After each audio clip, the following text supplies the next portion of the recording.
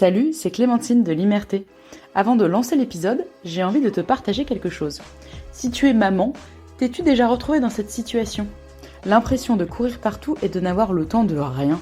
Avoir envie de prendre soin de toi, mais sans savoir vraiment comment faire. Sentir que ta casquette de maman te va bien, mais que t'aimerais bien parfois remettre ta casquette de femme.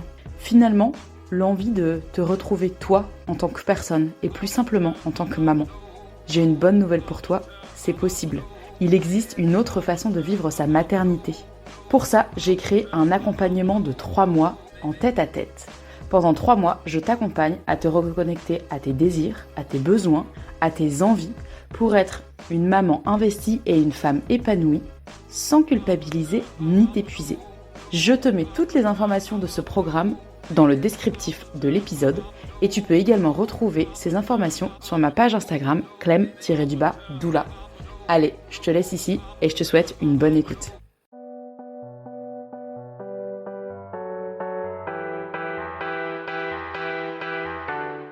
Bienvenue sur mon podcast L'Imerté. Je suis Clémentine Roy, j'accompagne les mères à se remettre au centre de leur vie et à prendre conscience de leur puissance. Les mères sont des badass, des reines du quotidien qui gèrent un foyer, une famille, bien souvent un boulot, une vie sociale et qui le font comme des chefs. Avec L'Imerté, je porte haut et fort la voix des mères sans qui ce monde n'existerait pas. Je souhaite sincèrement que les mères osent s'affirmer, prendre la place centrale qui leur revient dans la société parce qu'elles ont tant à apporter. C'est bien grâce aux mères que le monde existe aujourd'hui. Les épisodes de L'Imerté sont toujours sans filtre, sans tabou et authentiques. Bienvenue dans L'Imerté, le podcast qui fait rayonner la voix des mères.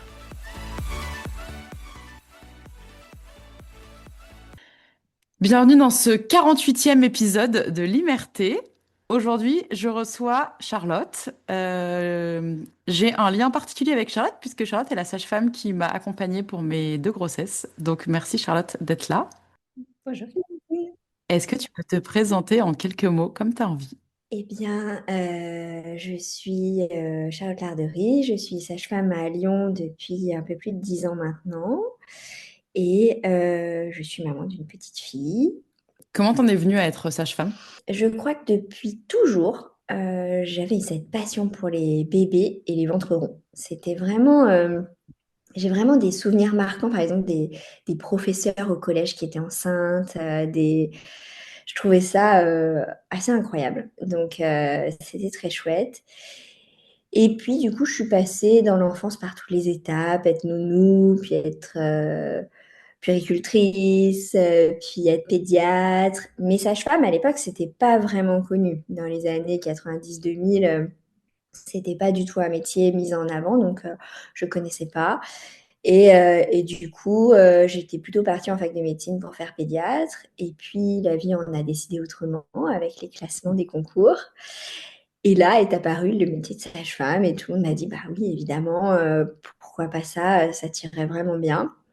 Et je suis allée dans ce choix-là et j'ai fait Un peu par défaut alors au un début. peu par défaut, en tout cas par méconnaissance parce que c'était vraiment un métier inconnu pour moi. Donc, je pense que si on me l'avait présenté au lycée, ça aurait été potentiellement une évidence. Mais là, bah, Ok. je m'étais dit, bébé, femme, bon, bah, on va faire pédiatre, quoi. Je Ouais. Oui, parce que t'étais du coup plus intéressée par les bébés que par Ouais, je la maman au crois. En départ. tout cas, les Ouais. femmes Ouais. enceintes me paraissaient pas, accessibles dans le sens où je voyais pas trop bien ce que je pouvais faire pour elles. Ouais. Et je la gynécologie, me Ouais. paraissait pas, utile aux femmes puisqu'en fait, je connaissais pas l'obstétrique. Hein, on Mm. parle beaucoup des gynécos, mais pas tant des obstétriciens en vérité, obstétriciennes et encore moins des sages-femmes. Donc, Mm. bah, les bébés, mon plus facile d'accès, c'était la pédiatrie, quoi, pour moi. Mm. Donc, Ok. voilà. Et puis j'ai fait mes études et j'ai découvert qu'en fait, heureusement que j'étais là parce que ce que j'aimais, c'était les bébés et les femmes et pas les maladies. Mm. Et en médecine, en fait, j'aurais été malheureuse parce que ça me c'est pas que ça ne m'intéressait pas, mais c'est pas là où je m'y retrouvais. Je me rappelle très bien Mm. d'un cours, par exemple, en première année de fac de médecine, où on nous parlait des cancers pédiatriques et ça m'avait bouleversée. Et je pense Mm. que aller dans ce chemin-là m'aurait détruite, en fait. C'était pas ce que je pouvais encaisser et c'était pas là où je pense que j'aurais été le plus solide et le plus utile, du coup. Mm. Donc, belle découverte quand j'ai fait mes études de sage-femme de cette idée de OK, la nature sait faire quelque chose et moi, je dois juste préserver ce bijou, entre guillemets. Et ça, Mm. ça résonnait mieux en moi, en fait. Ok. Est-ce que c'est ta pratique de sage-femme a évolué entre, enfin forcément puisque tu as plus d'expérience, mais dans ta vision de justement de la maternité, de la naissance, etc. Parce que là, ta manière de le dire est très belle. Euh, mais j'ai l'impression que c'est pas toujours le discours ambiant, surtout quand on sort des études de sage-femme. C'est pas aussi, c'est plus interventionniste que de préserver, quoi. Ouais, carrément. Bah, vu que je suis arrivée très naïvement dans ces études-là, j'avais pas vraiment de grands objectifs. Et du coup, j'ai fait Mm. mes études très basiques en suivant un peu le mood et en remettant rien en question. Et effectivement, on m'a appris la technicité, comment agir, comment vraiment driver un petit peu, conditionner l'accouchement, le suivi des femmes, etc. Mais encore une fois, la vie m'a présenté des jolies opportunités. Et effectivement, en 5e année, j'ai fait des stages avec des libéraux où là, on m'a vraiment présenté ce qu'était le suivi préventif des femmes et l'accompagnement physiologique de l'accouchement. Et là, bah, ça fait boum dans ma tête. Et Mm. souvent, j'ai vraiment beaucoup de respect ou en tout cas d'admiration pour justement ces élèves sages-femmes ou en tout cas ces étudiantes qui font des reconversions parce qu'elles ont tout à reprogrammer dans leur tête.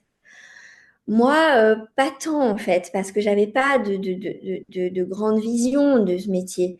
Donc, oui, on m'a formaté comme un petit technicien pendant 5 ans, mais du coup, bah, c'est cool parce que j'ai appris plein de techniques, j'ai appris beaucoup de pathologies, effectivement, même si je m'y retrouvais pas. En tout cas, j'ai encaissé et ça m'a formée. Et après, quand j'ai découvert ça, je me suis dit, ah ouais, j'ai encore énormément de choses à apprendre, mais go, on y va. T'as 23 ans, t'es contente, tu découvres le monde de Mm. la physio et du coup, je suis partie là-dedans assez simplement. Donc, depuis 10 ans, oui, je réapprends beaucoup, beaucoup de choses, mais ouais, mais avec joie et en me disant que c'est ce qui est le plus juste. Alors, parfois, bien sûr, j'ai eu des grosses vagues de colère, effectivement, envers le système, envers les collègues euh, qui attrapaient pas cette perche de la prévention, en gros, pour moi et qui pensaient bah, à tort, je crois quand même, euh, qu'elles étaient absolument utiles et que les femmes et les bébés naissaient que grâce à elles. Donc ça me dérange à des moments et à des moments, j'arrive à prendre de la distance et à me dire que chacun son chemin. Mm. Ouais. Comment tu définirais ton rôle aujourd'hui de sage-femme? Euh, oui, comme cette gardienne du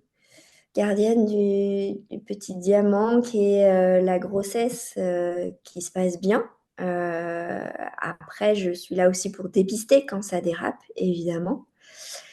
Mais on s'aperçoit que malgré tout, quand on fait au maximum de ce qu'on peut, on enlève au maximum de ce qu'on peut des pathologies.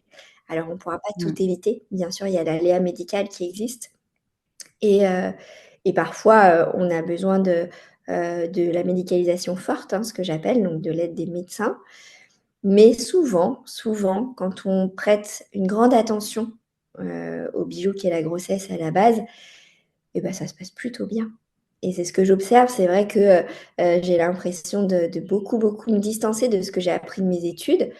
Parce que depuis 10 ans que je suis en cabinet, je vois très, très, très peu de pathologies. Alors, c'est vrai que je Mm. sélectionne, entre guillemets, mes patientes à la base, c'est-à-dire que les patientes qui ont des gros antécédents médicaux ne viennent pas me voir. Mais malgré tout, dans le panel qui vient de manière assez naïvement, puisque les patientes, elles ne savent pas leur niveau de risque à la base, on va dire, les grossesses se passent quand même très très bien. Ok. Donc aujourd'hui, tu accompagnes les grossesses, les accouchements et le postpartum. Donc aujourd'hui, j'accompagne ces 3 étapes-là, puisque j'inclus dans mes suivis de grossesse, pour un certain nombre de mes patientes, la présence à l'accouchement, grâce à l'accès à des plateaux techniques, c'est-à-dire que j'ai signé un contrat, alors actuellement sur 2 maternités dans la région, pour pouvoir venir avec ma patiente quand elle se met en travail et pouvoir être cette gardienne de la physiologie aussi le jour J. Parce que c'est un moment quand même charnière. Alors, avec le temps, j'ai vraiment compris aussi que l'accouchement n'était pas la ligne d'arrivée, mais bien la ligne de départ. J'espère que tout le monde a bien entendu cette phrase. Et ça, c'est important parce que du coup, quand on est sage-femme, on voit vraiment l'accouchement, je crois, comme une ligne d'arrivée et ça met beaucoup de pression sur comment ce moment va se passer. Euh, Hmm. il faut comprendre que pendant nos études, on ne nous parle pas du tout de la parentalité. Euh, Ok, ah ouais. non, pas vraiment, quoi. On va nous parler de la chirurgie pédiatrique ophtalmique, on va nous parler des choses, la pathologie pédiatrique, mais pas vraiment du lien mère-enfant, pas vraiment de ce que ça va être, en fait, la vie d'après.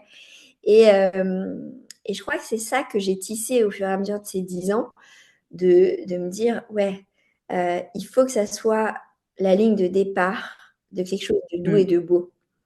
Et du coup, bien sûr que si on peut le faire physiologiquement, dans la pénombre, dans la douceur, dans le plus naturel possible, c'est chouette. Mais il n'y a pas que ça, en fait. Il y a vraiment la rencontre d'un enfant et de son parent qui est à préserver. Hmm. Et ce prisme-là, je crois qu'il change la donne. Et du coup, ça donne à mon métier ces fils conducteurs entre les mois de grossesse et toute l'année qui va suivre après. Ouais, mais c'est fou que du coup, vous soyez pas formé à enfin, pas formé à l'après en soi, parce que vous restez quand même une figure importante pour la maman qui a accouché dans au moins les semaines qui suivent, quoi. Oui, alors on va nous présenter ça sous le prisme justement de la surveillance pour pas qu'elle fasse Oui. d'hémorragie tardive, de mastite sur son allaitement, d'infection à l'utérus. Hmm. On nous présente ça sous ce prisme-là. Donc on a Ouais. quelques bases évidemment, mais qui est une toute petite réalité, puisque dans la majorité du temps, encore une fois, le corps va se remettre extrêmement bien de cette aventure. Mais par contre, la tête, c'est autre chose. Et du coup, là, je trouve que non, ça pêche un peu. Après, pour avoir du coup moi-même donné quelques cours à la fac aux étudiantes sur justement cette idée de maternage proximal, et notamment j'intervenais par exemple pour les former au portage parce que on ne sait pas du tout faire un nœud d'écharpe quand on sort des études.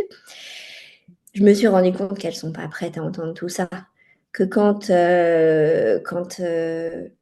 tu es en deuxième ou en troisième année, qu'on te bourre le crâne de patho, de technicité, que tu as besoin Hmm. d'apprendre en fait, hein, bah, finalement, il y a un temps pour tout. Et que passer du cours de chirurgie ophtalmique au cours de portage physio, c'est peut-être un écart qui est un petit peu challengeant pour elles et Hmm. je les sentais pas en accroche. Euh, Ouais, ok. donc peut-être que cette dynamique-là, elle est aussi arrivée par hasard, mais vraiment au bon moment pour moi, c'est-à-dire en cinquième, sixième année, dans les dernières années, où tu as évacué un peu toute cette quantité d'informations à apprendre sur la technique pour pouvoir embrasser quelque chose de plus large qui va être le maternage, le développement psychique d'une mère, etc. Hmm. Mais un peu finalement comme une femme enceinte qui est pas prête tout de suite à ce qu'on lui parle de l'après, quoi. Ouais, exactement. Le parallèle, c'est vraiment ça. Et Un temps pour tout. je le dis souvent à mes femmes enceintes, je dis, OK, premier rendez-vous, tu es enceinte d'un mois, on va devoir parler d'où est-ce que tu veux accoucher, comment un peu est-ce que tu vas accoucher. Mais Hmm. après, je t'en parlerai plus avant le 7e ou le 8e mois parce que c'est pas l'idée, on peut pas griller les étapes, on a besoin de temps. Hmm. Ok. Tu parlais de maternage proximal. Est-ce que tu peux expliquer ce que c'est pour ceux ou celles qui n'auraient jamais entendu ce terme? Ouais. Donc le maternage proximal, c'est une maternité de proximité, comme on pourrait le définir. Et la proximité, c'est juste d'être en contact le plus possible avec son bébé. Donc, par exemple, la grossesse est une maternage proximal par définition, puisque ton bébé est dans ton propre corps. Et donc, Mm. l'idée, c'est que quand il va sortir de ton corps, il soit quand même en contact de ta peau, de ton odeur, du bruit de ton cœur, du souffle de ta respiration. Plus on va faire un fil conducteur entre le dedans et le dehors, plus on va pouvoir connecter à ce bébé, pouvoir le comprendre, pouvoir interpréter les signaux qui va s'offrir à nous et du coup pouvoir se sentir compétente dans les réponses qu'on va lui offrir. Puisque ce qui est quand même difficile, c'est que le bébé humain est le petit mammifère le plus prématuré de toutes les espèces qui naît, chez les mammifères en tout cas, et du coup il est très très très dépendant de nous. Et du coup, ça, c'est difficile parce que il n'arrive pas avec son petit mode d'emploi. Il faut juste essayer de traduire le non-verbal pour répondre le plus précisément à ses besoins. Et on voit que ça peut être difficile et que ça va en vérité être beaucoup plus fluide si on reste en contact le plus possible avec ce bébé. Et donc, on va définir quelques pratiques qui permettent ce maternage proximal comme effectivement le portage, le cododo, l'allaitement, voilà, tous ces actes en fait qui définissent juste un bébé, souvent, très très souvent, proche de son parent. Mm. Le plus souvent. Ok. Comment, juste avant qu'on lance l'enregistrement, tu parlais du temps et du temps qu'il faut quand on devient parent. Pour toi, le maternage proximal, ça doit, entre guillemets, durer un certain temps. Mmh. Quand est-ce que ça s'arrête? C'est une très bonne question. J'ai eu, donc je suis beaucoup mes patientes, la première année, pour, de multiples questions qui viennent dans leur, vie de famille et j'ai une maman qui est arrivée peut-être, son bébé doit avoir entre 6 et 9 mois et elle me dit: «Bon écoute, on a bien lu ton livre, on a bien tout pratiqué, mais maintenant mon homme, il aimerait que tu écrives le deuxième tome, comment sortir du maternage proximal». Ouais. Et ça m'a fait beaucoup rire et je me suis dit: «Mais non, non, bah non». En fait, pour moi, c'est l'histoire d'une vie. Mm. C'est-à-dire que, le lien qu'on crée avec son enfant et cette proximité, va juste évoluer, mais a priori ne va jamais s'arrêter.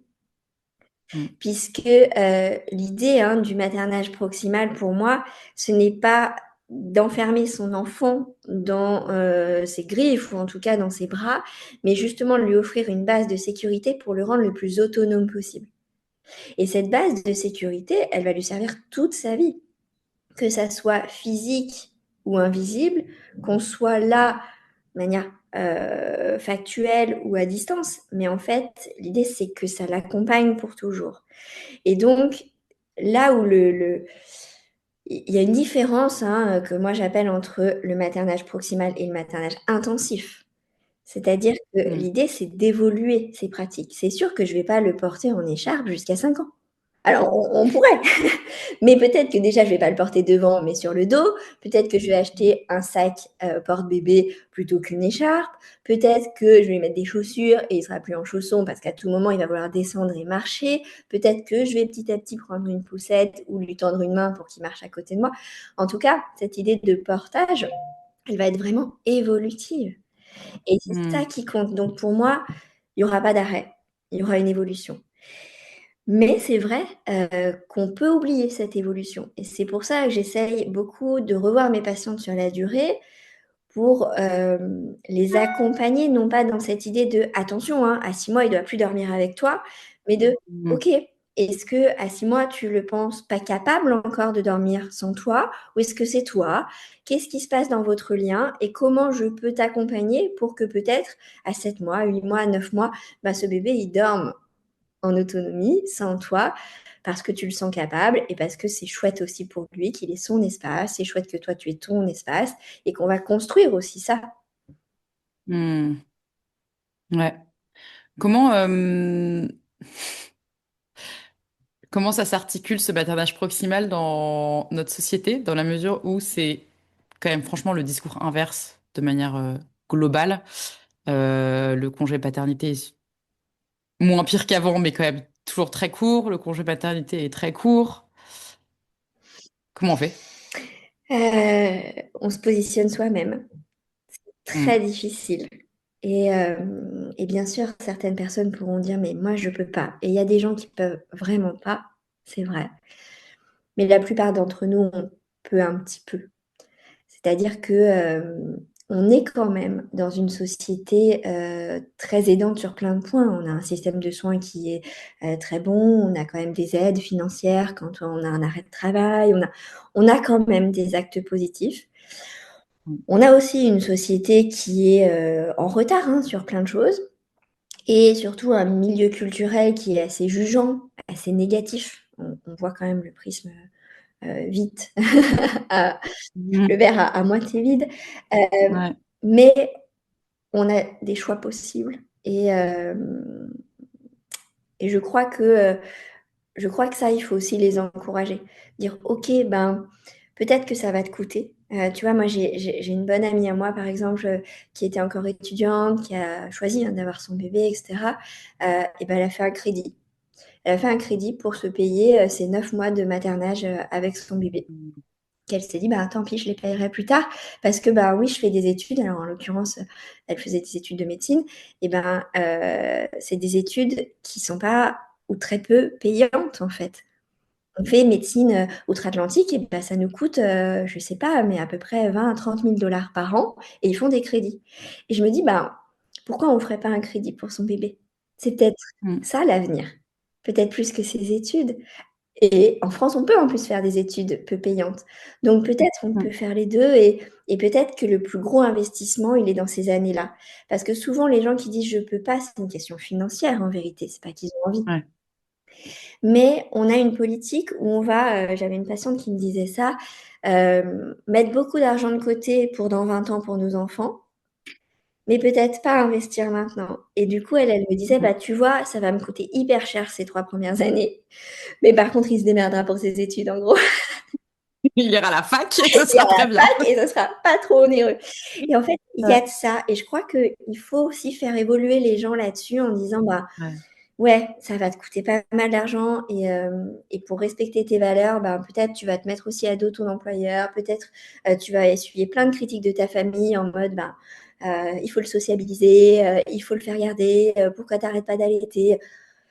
Mais si toi, tu es en accord avec tes valeurs, tu sauras que ça vaut le coup Mm. et tu sauras que tu investis pour plus tard. Mm. Ouais, j'aime bien cette vision. C'est un peu comme j'ai souvenir quand on avait fait le choix d'accoucher en plateau technique avec toi, Mhm. ou donc ça a quand même un coût en plus que si on accouchait à l'hôpital public normal. D'abord, quelques personnes qui m'avaient dit, mais pourquoi tu payes pour accoucher en fait? Et ça a vraiment fait tilt dans ma tête de, déjà, n'importe qui accouche, on paye, mais pas directement, c'est juste qu'on a un système de santé qui prend en charge. Et il y avait vraiment le côté de me dire, mais en fait, c'est un moment qui va être tellement important que j'ai envie d'être bien accompagnée. Mais, et du coup, c'est vrai que je l'avais jamais mis en parallèle avec, j'économise pour les études de mes enfants plus tard, bah, je vais plutôt investir maintenant. Mais oui, je Je trouve crois que ça fou c'est intéressant de le voir comme ça. qu'on puisse se dire, ben, j'investis pour dans 20 ans et je lui offre pas la naissance la plus Ouais. parfaite que je pourrais estimer pour lui. Alors, il y a des Mm. naissances qui vont être parfaites dans le système public avec une Bien sage-femme, sûr. mais en fait, ça reste un aléa dans l'idée où, effectivement, quand tu étais venu me trouver pour ce plateau technique, qu'est-ce que ça offre le plateau technique? C'est pas une garantie de la physiologie, c'est une garantie Bah, la preuve, hein. Non, mais ça me va, je suis en paix avec ça. Mais, mais je sais, bah, du coup, juste parenthèse, j'ai, je suis allée en plateau technique. Alors, c'était pas Charlotte, puisque Charlotte n'était pas d'astreinte ce jour-là. C'était un de ses collègues. J'ai accouché par césarienne, donc pas la physiologie, mais je sais que si j'avais pas fait le choix du plateau technique au départ, j'aurais pas du tout vécu la césarienne de la même manière. Hmm. Ça aurait été bien plus dur. Ouais, Donc, effectivement, c'est pas une garantie, mais n'empêche que ça pose un cadre de confiance, c'est quoi. ça, voilà. Merci de partager ton intimité parce que c'est un bel exemple. Disons que nous, ce qu'on garantit, c'est du one-to-one, c'est-à-dire Mm. une sage-femme pour une femme, puisque dans le système actuel, eh ben, c'est une sage-femme pour trois, quatre couples en même temps. Mm. Et on garantit le partage de valeurs, c'est-à-dire qu'on se connaît avant, on a échangé sur qui tu es, qui on est nous, on se livre, on se connaît. Et du coup, ben, l'idée, c'est vraiment de faire équipe pour accueillir cet Mm. enfant et se faire confiance, se regarder, savoir pourquoi on est là, comment, et pouvoir se revoir à distance pour reparler, évidemment, de la naissance. Donc, C'est vraiment un lien humain avant tout objectif, parce qu'en fait, dans la parentalité comme dans l'accouchement, il ne peut pas trop y avoir d'objectif. Mmh. Mais par contre, on peut choisir son maillage, on peut choisir son entourage Ouais. et ça compte énormément. Donc oui, c'est sûr que pour moi, le plateau technique aujourd'hui, ça a un coût financier qui n'est pas censé être un frein financier parce que si on a des personnes qui ont des Mmh. problèmes financiers, bien sûr, on en parle et ça nous est arrivé évidemment de ne pas faire payer ou de vraiment s'arranger. Mais je crois que c'est pareil, on est en capacité de le faire. Quand on voit que des iPhones coûtent 1200, Ouais. 1500 euros, bon, peut-être on peut payer 1000 euros pour son accouchement, alors qu'on aura 10 Mmh. iPhones dans sa vie, on n'aura peut-être que 2-3 accouchements. Ouais. Donc voilà, ça reste encore cette idée de choix et Mmh. c'est aussi pour ça que je me bats aujourd'hui dans ma pratique ou dans ma vie tout court, c'est que les gens sont responsables et ils ont cette capacité de choisir. Heu, on a ce libre arbitre avec la bonne info et je pense que c'est aussi ça par contre que beaucoup de personnes regrettent et c'est là le bénéfice de ton podcast, c'est le bénéfice des réseaux sociaux, c'est l'information. L'accès à Mmh. l'information est difficile et donc quand on ne sait pas, on ne peut pas choisir librement, c'est évident. Par contre, une fois qu'on a l'information, bah là, c'est génial parce qu'on peut faire des vrais choix pour soi, pour son bébé, pour sa famille. Mmh. Ouais. Qu'est-ce que tu aimerais voir évoluer dans la société pour encourager justement l'accès à l'information? Comment ça pourrait être ouais, plus clair pour les futurs parents? Heu, peut-être un peu moins de pudeur entre les parents eux-mêmes, déjà. Parce que Mmh. malgré tout, bah, du fait que nos enfants sont uniques, on partage pas tout et à juste titre parce que chaque méthode ne va pas aller, à chaque enfant. Mais, je crois quand même que, il y a beaucoup de choses qu'on dit pas. Voilà, pour pas, soit effrayer, soit, trop survendre, voilà, je sais pas. Mais, voilà, peut-être que, ça va beaucoup passer et c'est ce que je dis moi à mes couples, en préparation. Puisque eux seront informés, je compte sur eux pour informer les autres. Mmh. Et je crois que parfois, quand une amie ou un ami nous confie quelque chose, ça a peut-être plus d'impact qu'une pub à la télé. Même si oui, je rêve qu'en fait, sur les grands écrans et ben, il y ait, des grands enfants qui tètent. Alors je sais plus, j'ai vu ça sur les réseaux récemment, une photo de une marque de literie qui affichait du coup une femme avec un bambin qui tétait, il devait peut-être avoir 15 ou 20 mois et voilà, ce genre de choses, j'aimerais. Mmh. J'aimerais voir ça, j'aimerais que dans les films, les femmes, bah, soient accompagnées pour leurs accouchements, qu'elles se sentent, libres, puissantes, qu'elles soient pas en train d'hurler sur le dos. Voilà, j'aimerais qu'au niveau public, il y ait des choses, qui soient visibles mais ça Mmh. prendra un petit peu de temps et ça viendra surtout par le bouche à oreille parce que, bah, d'un coup, voilà, une nana qui est réalisatrice et ben, elle va avoir accès à ces infos et elle va le faire. Une nana qui est publiciste, elle va le faire. En fait, chacun à notre échelle, on a un grand pouvoir au niveau de la société, de par qui on est, de par nos jobs, de par nos familles. Donc, si on touche, au maximum la population, à un moment donné, des choses de grande instance vont se produire. C'est évident. Mmh. Ouais. C'est l'affaire de chacun et Ouais, chacune. bah oui. Comment tu es devenue maman il y a quelques mois? Est-ce que tu as l'impression que ça a changé ta manière d'accompagner? Hem, j'ai perdu, une certaine insouciance, parce qu'effectivement, Mmh. évidemment, les choses résonnent un peu plus en moi, maintenant. Mais c'est quelque chose que j'avais extrêmement peur à la base, parce que moi qui ai toujours travaillé avec des hommes sages-femmes, j'avais cette admiration du fait qu'eux ne vivraient jamais ça et que du coup, ils Mmh. n'impactaient pas leur propre vécu aux femmes qu'on accompagnait et ça me Mmh. tenait à cœur que le jour où moi je le traverserais, je ne change pas, mon objectivité pour garder vraiment, cette humilité envers elles et je l'ai beaucoup, beaucoup anticipé, donc je trouve que pour l'instant, ça va. Même si ça joue des choses en moi, j'ai pas l'impression d'avoir trop changé dans le sens où je sais pas si c'est bien ou pas, mais j'ai encore une capacité assez forte de dissocier la Ouais. sage-femme de la maman. En tout cas, quand je suis dans mon cabinet, j'arrive assez bien à couper. Alors, Mm. quand ça se passe bien à la maison, quand les nuits sont pas trop cata, etc., on a tous notre réserve, mais globalement, j'arrive bien à couper et à être au clair avec les femmes. Tu vois, la grande question, souvent, là, depuis que je suis maman, c'est est-ce que pour toi ça a marché? Est-ce que toi tu l'as fait? Et à chaque fois, Mm. je dis, mais enfin, non, je peux pas te répondre à ça parce que ce que moi j'ai vécu, ce que mon bébé a pu faire ou pas faire, en fait, ça nous appartient. Ton bébé, il Oui, est c'est votre hyper intime, hein. différent. Ouais, déjà, c'est mon Mm. intimité. C'est vrai que j'ai aussi pas mal de pudeur entre le pro et le perso. Mais c'est surtout que ce que moi j'ai pu mettre en place avec mon histoire et ma vie, ça sera pas forcément possible pour les autres et vice versa. Il y a des Mm. choses que je conseille très fortement et que j'ai pas réussi du tout à mettre en place et c'est comme ça et c'est pas pour ça que j'arrête de le conseiller parce que je sais que ça a marché pour plein, plein, plein de familles. Ouais. Mais c'est juste que, bah, chez la mienne, ça a fait le flop et alors? Mais c'est ouais, mais c'est intéressant ce que tu dis parce qu'effectivement, enfin, ça se saurait s'il y avait un mode d'emploi pour accoucher pareil, hein. Enfin, évidemment qu'il y a des choses Ouais. qui aident, mais ou qui soutiennent, mais ou à l'inverse qui n'aident pas. Mais bah le vécu, l'histoire, le corps, l'état d'esprit, il y a plein de choses qui impactent, donc c'est intéressant. Enfin, c'est important de le redire. C'est pas parce qu'on a la théorie que ça fonctionne. Mais non, on est Enfin, ça tellement fonctionne dans tous les cas. Le bébé arrive, hein. Mais oui, oui, le bébé arrive et il grandit et l'amour est là et c'est ça en fait le plus important. Après le Hmm. reste, c'est tout du bricolage, hein. On bricole un petit peu quoi. On Mais bricole. parce qu'on tente et puis ça marche, puis après ça marche plus, puis après ça remarche. Donc le plus important et j'espère que c'est ça que je transmets de toute façon depuis 10 ans, c'est le soutien. En fait, c'est de Ouais. faire chemin ensemble. C'est que, ben, elles viennent, OK, on travaille ça, ça marche, puis après ça marche plus, donc elles reviennent, puis on retravaille autre chose.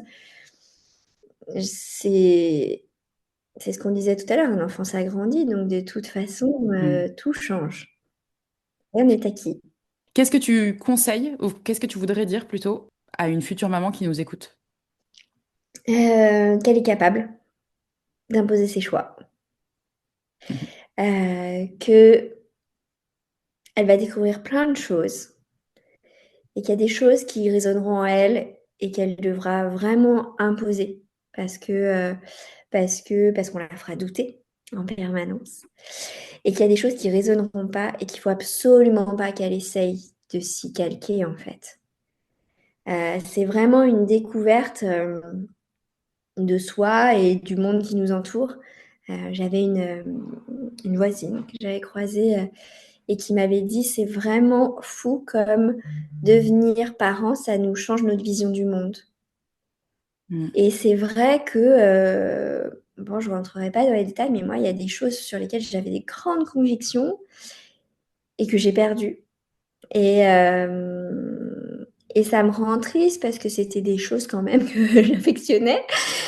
Mais je l'accepte aussi parce que Ouais. ça parle de mon ressenti, ça parle de mes hormones, ça parle de voilà, de ce qui a vibré, chez moi en devenant maman.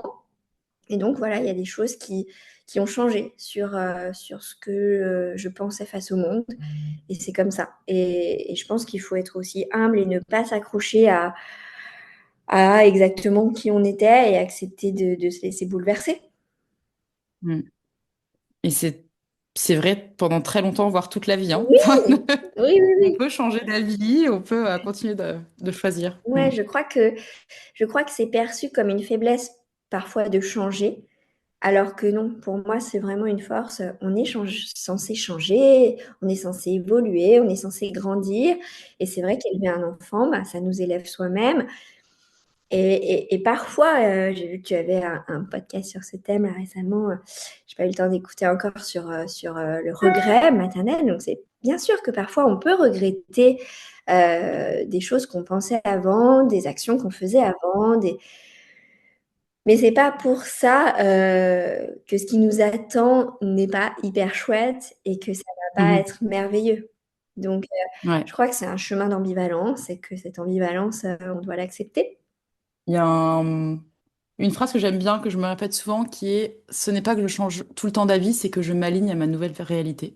Hmm, Voilà. c'est ça. On adapte au fur et à mesure. Un petit jeu d'équilibriste. Voilà, exactement. Comme la parentalité, quoi. Un équilibre permanent. Ouais, ouais, c'est ça. Ouais. Merci beaucoup, Charlotte, pour tous tes partages Oui. qui sont très importants et j'espère que les messages seront passés.